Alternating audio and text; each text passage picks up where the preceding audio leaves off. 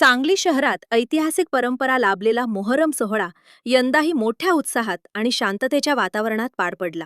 शहरातील हिंदू मुस्लिम बांधवांनी एकत्र येत सामाजिक सलोखा आणि बंधुभावाचा संदेश दिला। कोणताही अनुचित प्रकार न घडता मोहरम मिरवणूक शांततेत पार पडली।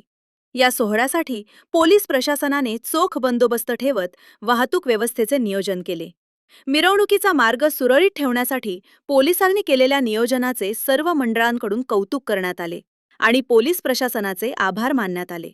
मोहरमच्या परंपरेनुसार सरकारी गीतांसह ताबूत कृष्णा नदीच्या ठिकाणी नेण्यात आले आणि विधिवत विसर्जन करण्यात आले।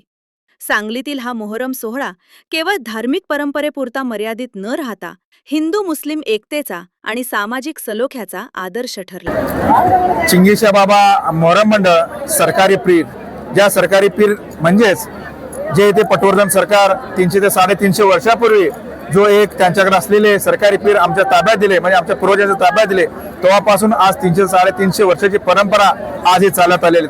या परंपरेला जोपासण्याचं काम आम्ही सर्व मित्रमंडळामार्फत आज करत आहोत। विशेष म्हणजे ज्या वेळेला विसर्जनाची मिरवणूक चालू झाली, ती विसर्जनाची मिरवणूक विघ्नहर्त्याच्या दारात, विघ्नहर्त्याच्या मंदिरात आज आम्ही ऊद घालून एक सर्व धर्म समभावाचे प्रतीक, ज्या पद्धतीने पटवर्धन सरकारनं आम्हाला जी काही बंधनं आणि जी काही गाईडलाईन, जे काही मार्गदर्शक तत्व सांगितलेले आहेत की जेणेकरून आपल्या सांगलीत कोणी जातीवाद करू नये आणि जातीवादाला थारा देऊ नये, हेच उद्देश डोळ्यासमोर ठेवून सर्व धर्म समभावाचे प्रतीक म्हणून आज आम्ही गणरायाच्या मंदिरात येऊन ऊद अर्पण करून पुढे आमचं मार्गस्थ करून आज आम्ही कृष्णा नदीच्या पात्रात येऊन आज आमचे विसर्जन करत आहोत।